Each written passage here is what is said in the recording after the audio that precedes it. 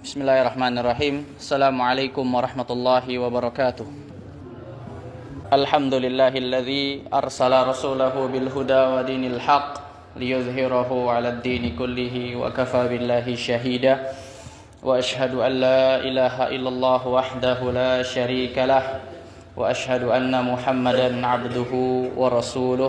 Allahumma shalli ala Muhammadin wa ala ali Muhammad kama shallaita ala Ibrahim wa ala ali Ibrahim innaka Hamidum Majid. Allahumma barik ala Muhammad wa ala ali Muhammad kama barakta ala Ibrahim wa ala ali Ibrahim innaka Hamidum Majid. Allahumma 'allimna ma yanfa'una wanfa'na bima 'allamtana wa zidna 'ilman wa aslih lana sya'nana kullah wa la takilna ila anfusina tarfata 'ain. Allahumma arinal haqqa haqqan warzuqna ittiba'ah wa arinal batila batilan warzuqna ijtinabah. Amma ba'd. Ma'asyiral hadirin jamaah Masjid An-Nur rahimani wa rahimakumullah. Segala puji hanya milik Allah Subhanahu wa taala yang tak henti-hentinya memberikan berbagai macam nikmat kepada kita semua, demikian pula memberikan taufik dan hidayah kepada kita berupa iman, amal saleh, demikian pula hidup yang sehat. Dalam kehidupan di dunia ini, kalau saya searching di Google jumlah populasi manusia di tahun ini di dunia ini ada 8,3 miliar lebih kurang yang terdata.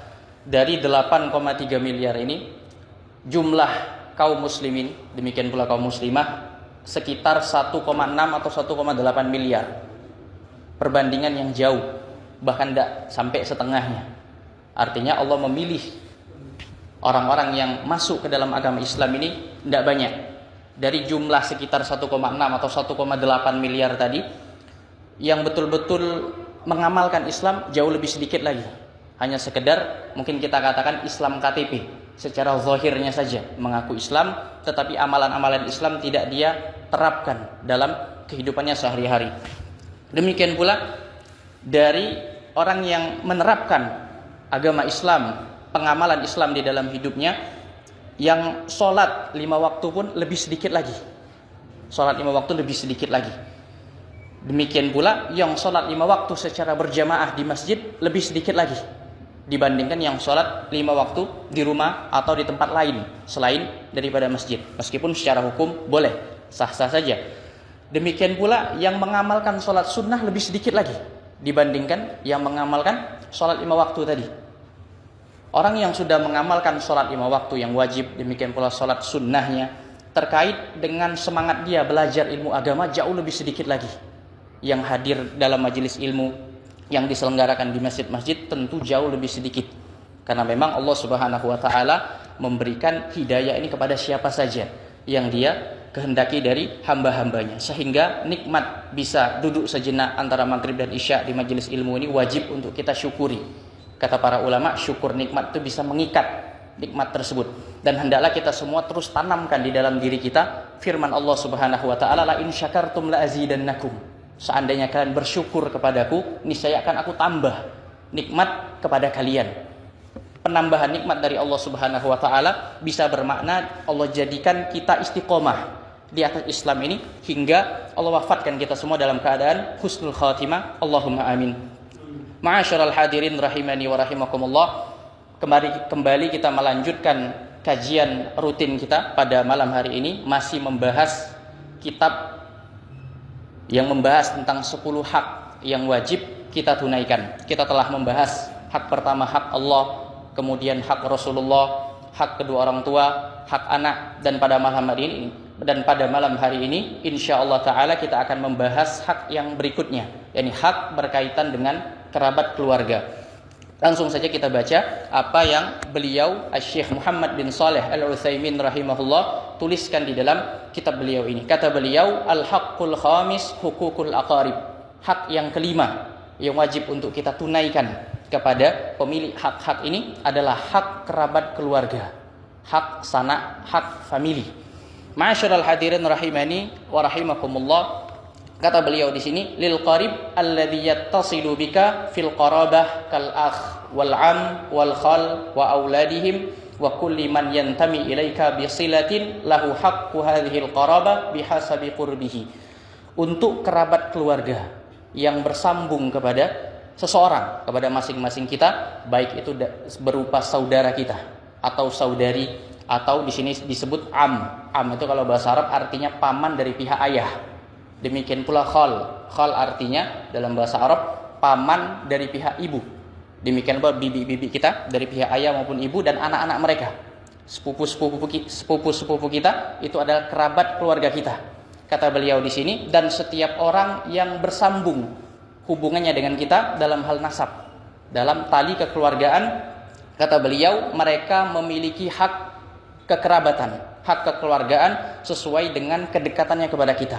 Kata para ulama, semakin dekat hubungan seseorang kepada orang lain, maka hak kekerabatannya semakin kuat, semakin ditekankan untuk ditunaikan. Maka dari sini kita dianjurkan, bahkan didorong untuk mengetahui nasab kita, keluarga kita, sehingga dengan ini kita bisa melakukan yang namanya silaturrahim.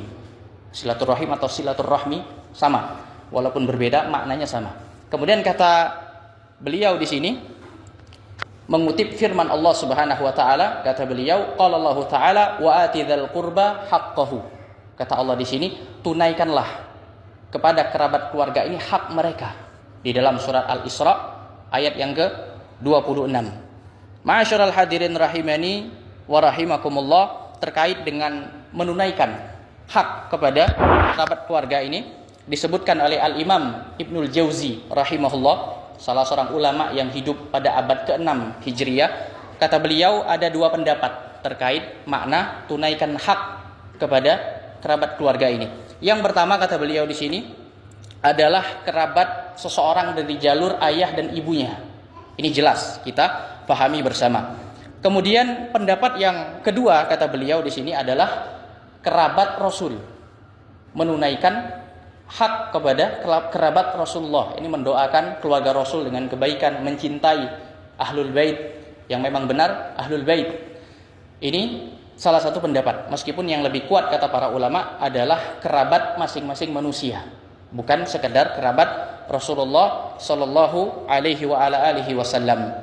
Terkait dengan menyambung silaturahim, sebagaimana yang telah kami sebutkan, dianjurkan untuk mencari tahu nasab keluarga atau silsilah keturunan masing-masing kita. Disebutkan dalam sebuah hadis dari sahabat Abu Hurairah radhiyallahu anhu, Nabi sallallahu alaihi wasallam menganjurkan, memerintahkan kepada kita untuk mengetahui nasab keluarga kita. Kata beliau, ta'allamu min ansabikum ma tasilu bihi arhamakum. Pelajarilah nasab-nasab kalian, silsilah keturunan keluarga kalian, yang dengan itu kalian bisa menyambung hubungan rahim, yang bisa menyambung tali silaturrahim. Kata para ulama, mempelajarinya dari nama bapak-bapak kita, kakek-kakek kita, dan seterusnya ke atas maupun ke samping, paman, bibi, ataupun saudara-saudari dari kakek kita atau nenek kita. Demikian. Kemudian kata beliau yang berikutnya, fa inna silaturrahim mahabbatun fil ahli. Karena yang namanya silaturrahim itu akan menimbulkan kecintaan pada keluarga kita. Mathratun fil mal, akan melancarkan rezeki, akan meluaskan rezeki kita. Mansa'atun fil athar, dan akan menambahkan panjangnya umur kita. Kemudian kata beliau di sini terkait dengan menimbulkan rasa cinta di tengah-tengah keluarga, karena memang menyambung silaturrahim itu akan menimbulkan kedekatan hubungan dari masing-masing individu keluarga. Terkait dengan makna akan meluaskan rezeki, menyambung silaturahim itu akan menjadi sebab lancarnya rezeki seseorang, sebagaimana disabdakan oleh Nabi Muhammad sallallahu alaihi wa ala alihi wasallam. Kemudian ma'asyiral hadirin rahimani wa rahimakumullah, dalam sabda beliau yang lain, beliau sebutkan di antara fadilah, di antara keutamaan dari menyambung silaturahim. Kata beliau di sini, man sarrahu ayyubsata lahu fi rizqihi aw yunsa lahu fi atharihi falyasil rahimahu. Barang siapa yang senang, yang gembira, bahagia untuk Allah luaskan rezekinya, Allah lapangkan rezekinya, dan Allah panjangkan umurnya, maka hendaklah dia sambung silaturahimnya. Dia jaga dan dia pererat hubungan dia dengan kerabat keluarganya. Kata para ulama terkait dengan makna dari keutamaan menyambung silaturahim, Allah akan panjangkan umur seseorang. Kata para ulama di sini ada beberapa makna. Makna yang pertama terkait dipanjangkan umur akibat silaturahim. Yang pertama adalah Allah memberkahi umur dia. Sehingga dari sini Allah berikan taufik hidayah kepada seseorang itu untuk senantiasa taat kepada Allah. Allah jaga dirinya dari kemaksiatan dan Allah lindungi dia dari perkara-perkara yang tidak bermanfaat. Sehingga dari makna yang pertama ini, bisa saja seseorang itu berumur pendek tetapi diberkahi oleh Allah umurnya. Dia hidup memberikan manfaat kepada umat manusia. Seperti misalnya kita kenal Al-Imam An-Nawawi rahimahullah. Beliau hidup hanya berumur 45 tahun. Beliau hidup hanya berumur 45 tahun. Termasuk mati muda, meninggal di usia muda. Tetapi siapa yang tidak mengenal kitab Riyadhus Shalihin, kitab Al-Arba'in An-Nawawi? Ini tanda beliau mendapatkan keberkahan umurnya dari Allah Subhanahu wa ta'ala. Demikian pula makna yang kedua terkait dipanjangkan umurnya, kata para ulama, adalah ketika dia meninggal dunia, dia masih disebut oleh manusia dengan pujian yang baik. Sehingga seakan-akan meskipun dia sudah meninggal dunia, sudah terkubur di dalam tanah, dalam tanda kutip seakan-akan hidup lagi, kehidupan yang kedua. Karena dia selama hidup di dunia ini menyambung tali silaturahim kepada keluarganya, dikenal orang lain dengan sesuatu yang baik. Kemudian makna yang ketiga kata para ulama adalah memang umurnya dipanjangkan secara hakiki. Berbeda dari makna yang kedua makna yang sebelumnya. Terkait dengan penambahan umur ini dijelaskan pula oleh para ulama berkaitan dengan ajal seseorang itu terbagi menjadi dua. Ada ajal yang sifatnya mutlak, yakni hanya diketahui oleh Allah Subhanahu wa ta'ala, tidak diketahui oleh siapapun, sesuatu pun selain Allah. Ini ajal yang sifatnya mutlak. Ini yang sudah tertulis di dalam Lauhul Mahfuz. Ini yang pertama. Kemudian ada lagi ajal yang kedua, ajal muqayyad. Ajal yang berkaitan dengan sesuatu. Dijelaskan oleh para ulama, yakni ajal yang dicatat oleh para malaikat. Ketika sang janin itu masuk di usia 4 bulan. Allah perintahkan kepada para malaikat untuk menulis rizkinya, menulis ajalnya, amalannya, apakah dia orang yang bahagia atau orang yang sengsara. Ini ajal yang sifatnya muqayyad. Para malaikat hanya tahu ajal sampai sini saja. Tetapi Allah Subhanahu wa ta'ala berfirman kepada para malaikat, kalau seandainya hambaku ini menyambung silaturahimnya, dia berbuat baik kepada kerabat keluarganya, maka panjangkan umurnya, tambahkan umurnya. Tapi kalau tidak dia lakukan silaturahim, maka umurnya ya seperti itu saja, tidak ditambah oleh Allah Subhanahu wa ta'ala. Sehingga dari sini kita mengetahui bahwasanya para malaikat sekalipun tidak tahu perkara gaib, tidak tahu hakikat akhir dari umur umat manusia, kecuali yang Allah beritahukan kepada mereka. Itu pun bisa berubah kalau seandainya seseorang menyambung silaturahim, sebagaimana dalam hadis Nabi Muhammad sallallahu alaihi wa ala alihi wasallam. Kemudian ma'asyiral hadirin rahimani wa rahimakumullah, beliau di sini mengutip ayat yang lain dalam surat An-Nisa ayat yang ke-36 menjelaskan keutamaan daripada menyambung silaturahim. Kata beliau di sini, Allah Subhanahu wa taala berfirman, wa'budullaha wa la tusyriku bihi syai'a wa bil walidaini ihsana wa bidzil qurba. Kata Allah Subhanahu wa ta'ala memerintahkan kepada umat manusia, beribadalah kalian hanya kepada Allah, jangan berbuat syirik sedikit pun kepada Allah. Ini perintah yang pertama berkaitan dengan hak Allah Subhanahu wa ta'ala. Kemudian Allah lanjutkan, dan berbuat ihsanlah, berbuat baiklah kepada kedua orang tua. Ini perintah untuk birrul walidain, kepada kedua orang tua masing-masing kita. Ini yang kedua. Kemudian kata Allah di sini, wabidzil qurbah, dan berbuat ihsanlah kepada dzil qurbah, kerabat keluarga tadi, ya, yang hubungan nasabnya itu bersambung dengan kita, baik ke atas ke bawah ataupun ke samping kanan dan kiri, aman bibi dan seterusnya.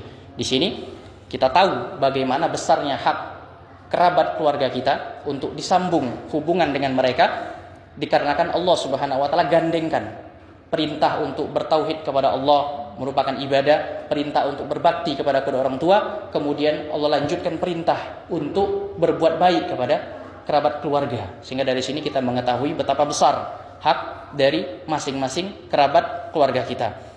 Kemudian ma'asyiral hadirin rahimani wa rahimakumullah, kata beliau, fayajibu ala kulli qaribin ay yasila qaribahu bil ma'ruf bi badlil jah. Wajib bagi setiap kerabat, setiap manusia untuk menyambung hubungan dengan keluarga dia dengan cara yang ma'ruf, seperti misalnya dia membantu keluarganya dengan jabatan atau kedudukan yang dia punya.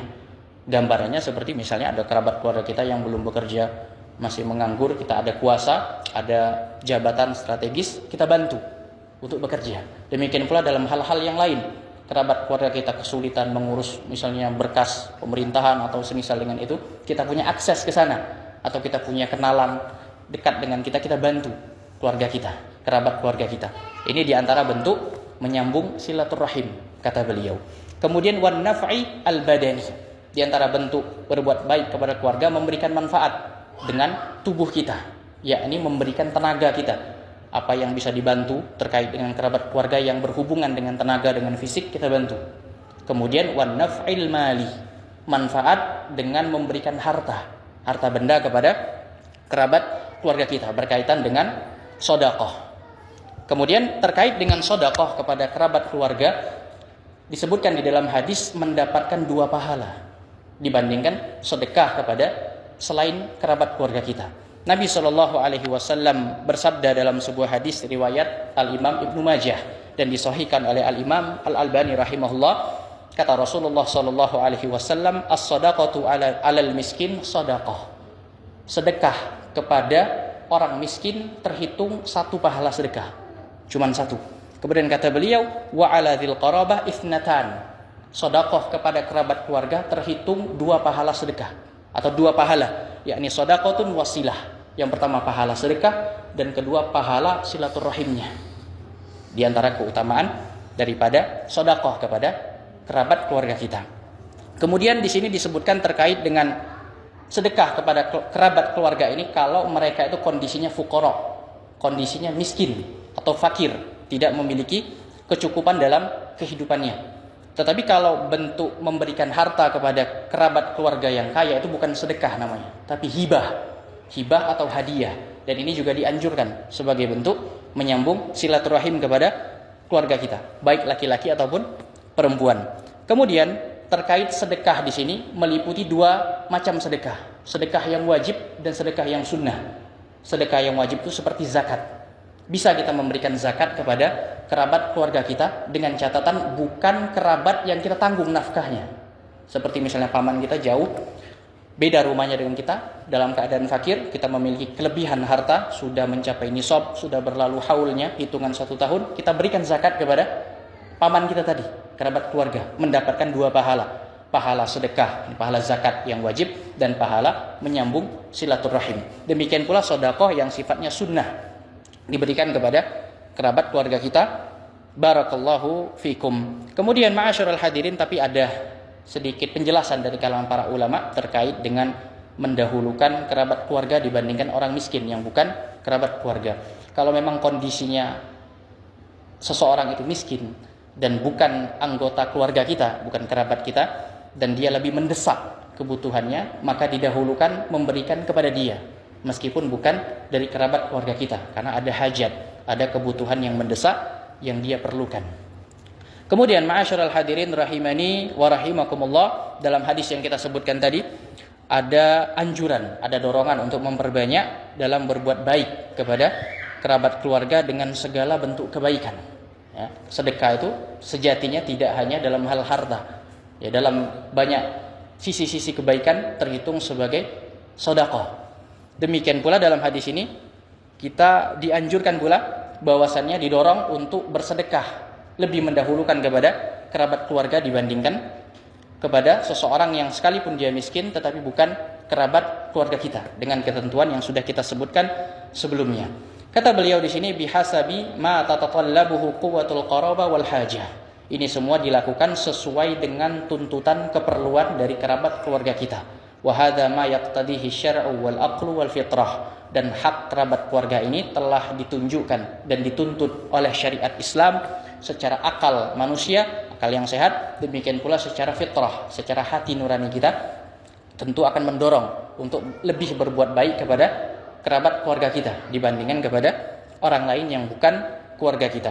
Kemudian kata beliau di sini, waqad kathratin nusus fil hathi ala silatir rahim. Telah banyak dalil-dalil dari Al-Qur'an maupun sunnah yang menghasung untuk melakukan silaturahim, menyambung hubungan kepada keluarga kita. Wa huwa al-qarib wat targhib fi dzalika. Demikian pula dalil-dalil yang tadi menghasung, mendorong dan memotivasi kita untuk melakukannya. Fa fi sahihain an Abi Hurairah radhiyallahu anhu anna Nabiyya sallallahu alaihi wasallam qala. Beliau membawakan dalil yang lain menunjukkan betapa pentingnya untuk melakukan silaturahim. Di dalam dua kitab sahih, Sahih Al-Bukhari dan Sahih Muslim dari sahabat Abu Hurairah radhiyallahu anhu, Nabi sallallahu alaihi wasallam bersabda, "Innallaha khalaqal khalqa." Sesungguhnya Allah Subhanahu wa taala menciptakan para makhluk. Allah menciptakan para makhluk. Hatta idza faragha minhum qamatir rahim. Hingga apabila Allah telah menciptakan mereka, bangkit yang namanya rahim. Rahim bangkit sebagai makhluk yang diciptakan oleh Allah Subhanahu wa taala. Bagaimana bentuknya, tingginya dan semisalnya, wallahu a'lam. Ini perkara gaib, akal kita tidak nyampe untuk menangkapnya. Cuman karena semata-mata ini diucapkan oleh Nabi Muhammad sallallahu alaihi wasallam, kita imani, kita benarkan. Dan ini yang merupakan prinsip seseorang itu disebut sebagai mukmin, orang yang beriman. Ini dia mengimani segala sesuatu yang datang dari Allah dan Rasul-Nya. Karena memang Nabi sallallahu alaihi wasallam tidak berucap dari hawa nafsu beliau. Kata Allah, "Wa ma yantiqu 'anil hawa." Muhammad itu tidak berbicara dari hawa nafsunya. In huwa illa wahyun yuha. Tidaklah yang beliau ucapkan itu melainkan wahyu yang diberikan kepada Nabi sallallahu alaihi wasallam. Kita kembali kepada hadis. Kata beliau di sini, hingga ketika Allah telah menciptakan para makhluk, rahim ini berdiri. Rahim bangkit.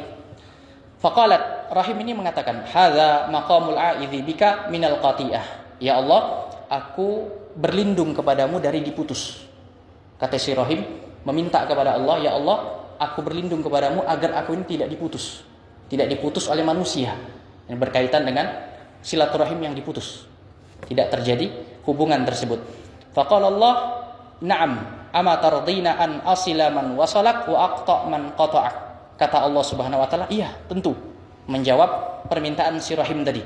"Tidakkah engkau ridha aku akan menyambung orang yang menyambungmu dan aku akan memutus orang yang memutusmu?" Di sini kemudian kata rahim tadi, qalat bala, tentu ya Allah aku ridha. Qala, maka Allah berfirman, "Fadzalika laki." Maka itu hakmu. Hakmu untuk yakni orang yang menyambungmu, aku akan menyambungnya. Ketika seseorang disambung oleh Allah Subhanahu wa taala, maka Allah berikan taufik dan hidayah kepada dia untuk melakukan amal soleh, melakukan ketaatan-ketaatan yang diridhai oleh Allah Subhanahu wa taala di dunia, untuk kemudian Allah balas dia di akhirat kelak. Allah masukkan dia ke dalam surga Allah Subhanahu wa taala. Terkait dengan orang yang memutus rahim, Allah akan memutusnya. Ini Allah akan halangi dia dari hidayah, dari kebaikan. Justru dia mendapatkan dosa, yang dengan sebab dosa itu, dengan keadilan Allah, Allah akan azab dia di dalam neraka Allah Subhanahu wa taala. Kemudian thumma qala Rasulullah sallallahu alaihi wasallam, kemudian Rasulullah sallallahu alaihi wasallam bersabda, "Iqra'u in syi'tum." Bacalah firman Allah Subhanahu wa taala, "Fahal asaitum in tawallaitum an tufsidu fil ardi wa tuqatti'u arhamakum ulaika alladzina la'anahumullahu fa asammahum wa a'ma absarahum."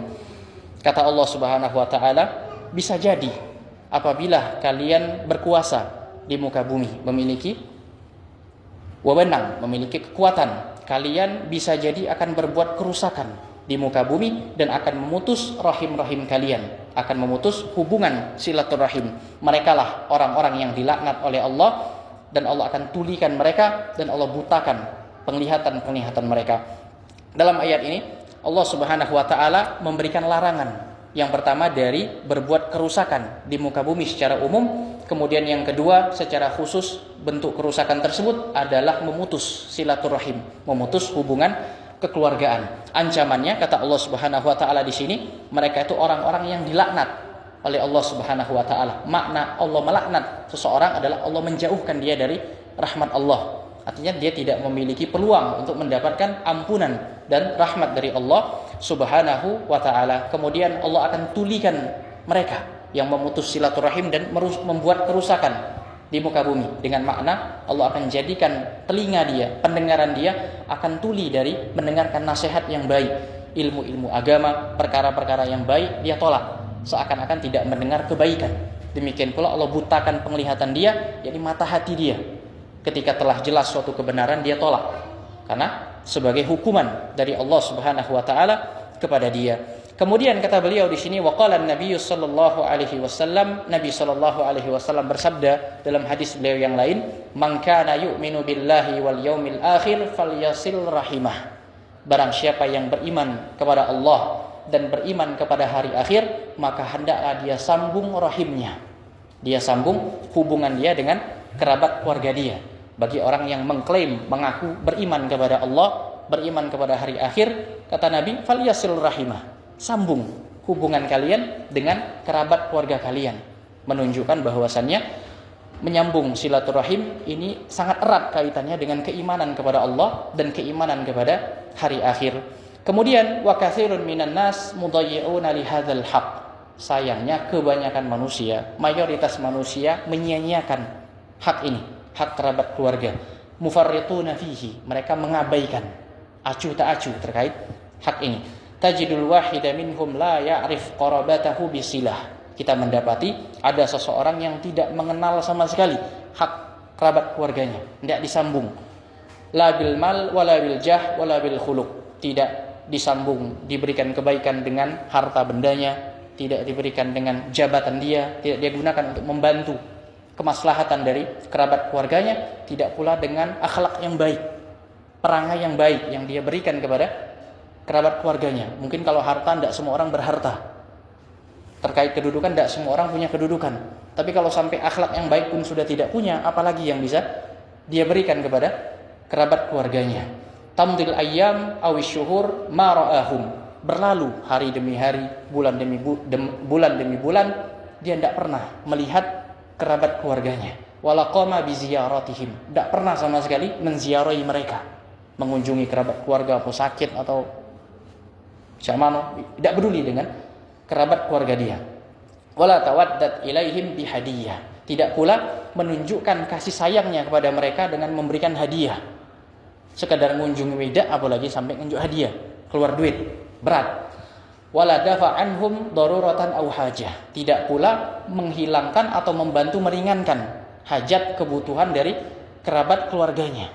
Yang lebih parah dari ini kata beliau, bal rubbama asaa ilaihim bil qaul aw bil fi'l. Lebih parahnya lagi, dia berbuat buruk kepada kerabat keluarganya, baik dengan ucapan, dengan lisan dia, atau dengan perbuatan, aw bil qaul wal fi'li jami'an, atau dengan dua-duanya. Dia sakiti dengan mulutnya, dia sakiti pula dengan perbuatannya. Ini sesuatu yang sangat menyedihkan. Ketika seseorang tidak bisa memberikan kebaikan kepada orang lain, minimal dia tahan keburukan dia dari orang lain, tetapi justru malah menimpakan keburukannya kepada seseorang yang dia tidak mampu memberikan kebaikan kepadanya. Kata beliau di sini, yasilul ba'id wa yaqta'ul qarib. Suatu yang sangat miris, seseorang itu bisa jadi menyambung hubungan dengan orang yang jauh di luar kerabat keluarganya, tapi di sisi yang lain dia memutus hubungan orang yang sudah jelas dekat dengan dia terkait dengan kerabat keluarganya. Kata beliau berikutnya, wa minan nas man yasilu aqaribahu in wasaluhu. Ada lagi jenis manusia yang lain tipenya. Di antara manusia ada yang menyambung hubungan dengan kerabat keluarganya kalau mereka menyambung duluan. Jadi gambarannya kerabat keluarganya berbuat baik kepada seseorang, baru dia balas. Saya itu. Wa yaqta'uhum idza qata'uhu, dan dia memutus hubungan dengan kerabat keluarganya kalau mereka memutus hubungan dengan dia. Jadi timbal balik. Wa hadza laisa biwasilin fil haqiqah. Orang yang seperti ini secara hakikat, secara keadaan yang sebenar-benarnya bukan orang yang menyambung silaturahim. Karena cuman timbal balik balas budi. Wa innama huwa mukafi'un lil ma'ruf bimithlihi. Tetapi hakikatnya dia ini hanya orang yang membalas kebaikan dengan setimpal saja. Tidak ada unsur silaturahim di situ. Wa huwa hasilun lil qarib wa ghairihi.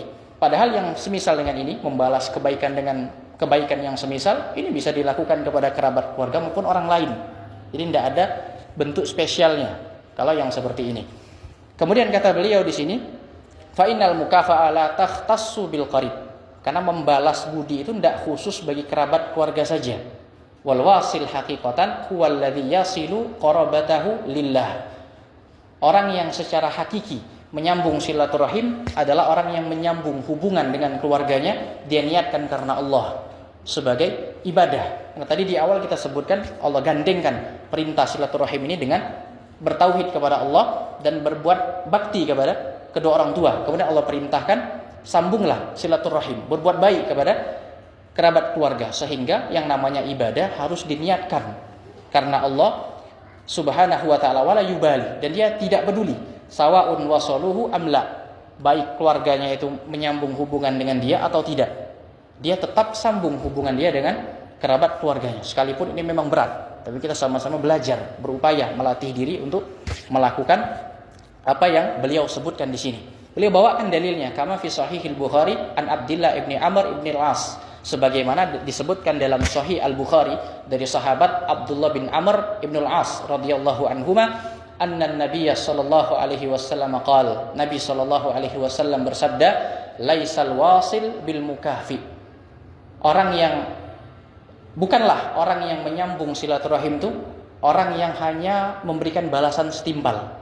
Kata Nabi SAW, walakinnal wasil alladzi idza quti'at rahimuhu wasalaha. Tapi Nabi menjelaskan orang yang betul-betul menyambung silaturahim. Kata beliau, tetapi orang yang betul-betul menyambung silaturahim adalah seseorang yang apabila diputus hubungannya, dia sambung.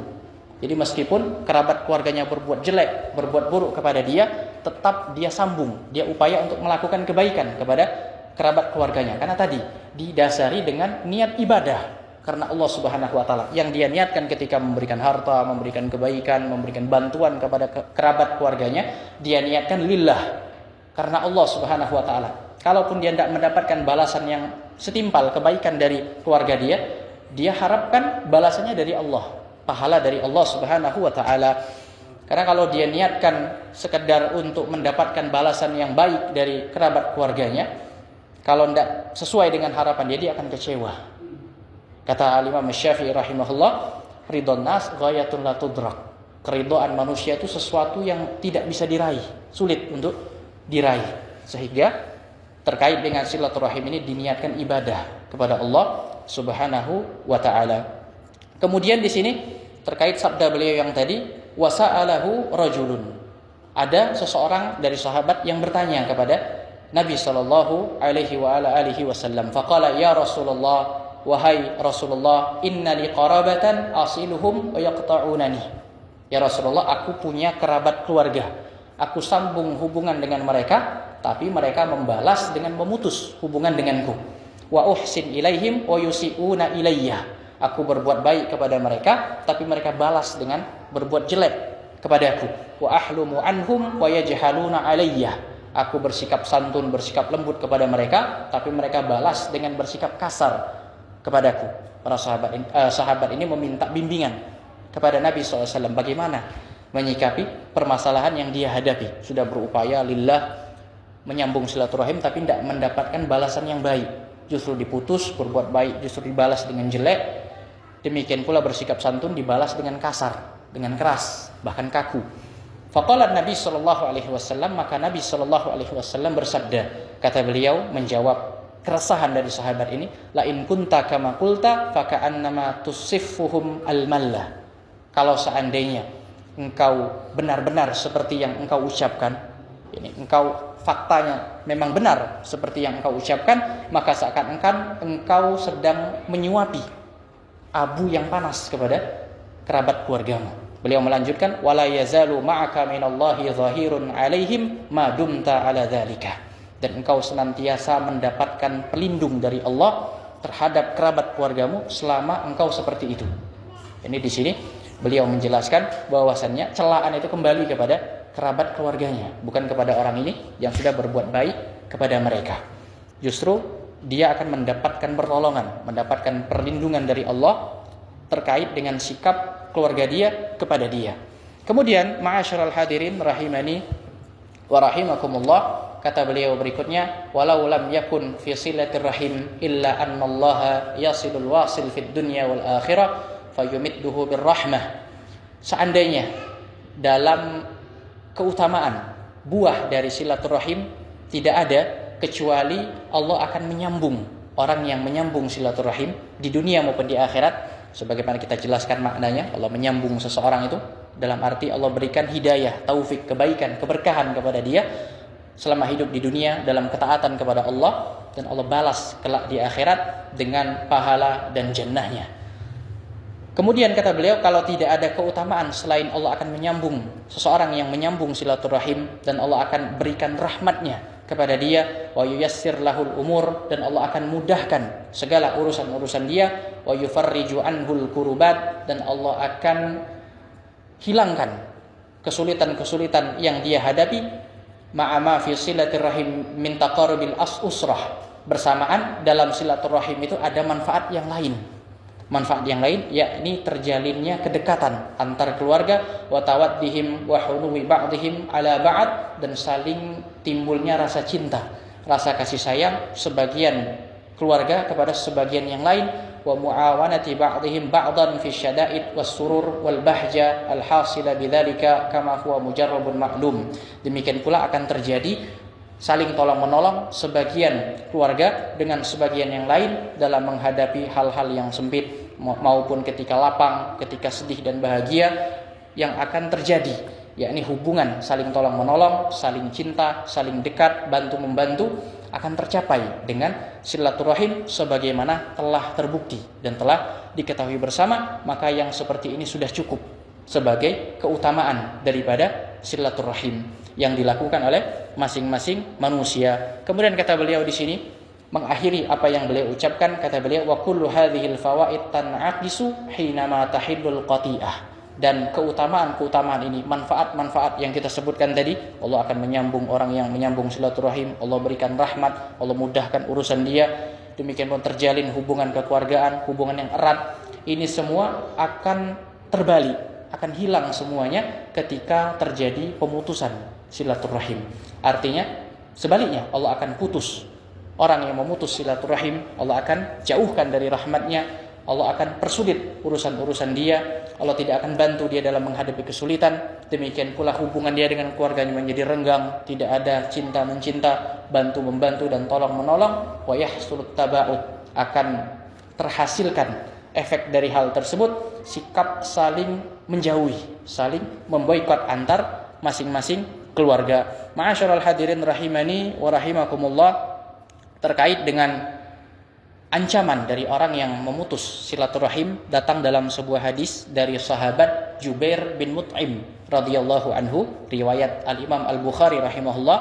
Kata Nabi sallallahu alaihi wasallam, la yadkhulul jannata qati'un, tidak akan masuk surga orang yang memutus, yakni memutus silaturahimnya kepada kerabat keluarganya. Dijelaskan oleh para ulama terkait dengan makna memutus di sini adalah macam-macam. Yang pertama, dia memboikot kerabat keluarganya, dia memusuhi mereka, atau dia tidak memberikan kebaikan kepada mereka, dia halangi dirinya untuk berbuat baik kepada keluarganya, kepada kerabat keluarganya, atau hal-hal yang dianggap dalam kebiasaan masyarakat setempat sebagai bentuk memutus silaturahim. Demikian pula sebaliknya, menyambung silaturahim kepada kerabat keluarga sesuai dengan kebiasaan masyarakat setempat yang dianggap sebagai kadar, oh fulan telah menyambung silaturahim, maka itu cukup sebagai suatu amalan yang dia lakukan selama tidak bertentangan dengan syariat Islam apa yang dia lakukan. Dalam hadis ini disebutkan ancaman terkait orang yang memutus silaturahim tidak akan Allah masukkan ke dalam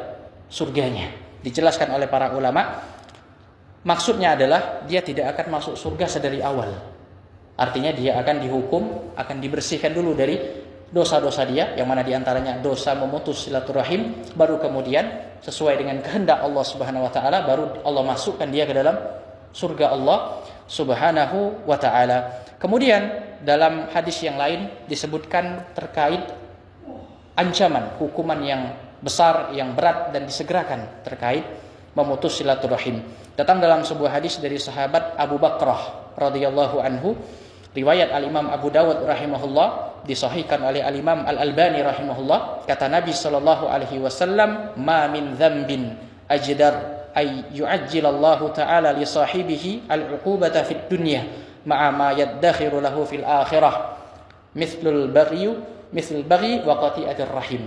Tidak ada satu dosa yang lebih layak, yang lebih pantas untuk Allah segerakan hukumannya bagi pelakunya di dunia bersamaan dengan hukuman azab yang Allah simpan di akhirat kelak dibandingkan dua dosa. Kata Nabi SAW, dosa yang pertama al-baghyu, yakni tindak perbuatan melampaui batas, yakni kezaliman bersifat umum, baik dalam ucapan, dalam perbuatan, sikap dan seterusnya yang dianggap sebagai bentuk kezaliman, melampaui batas, baik terhadap diri sendiri maupun orang lain. Kemudian yang kedua kata beliau di sini, dan memutus rahim, memutus silaturahim.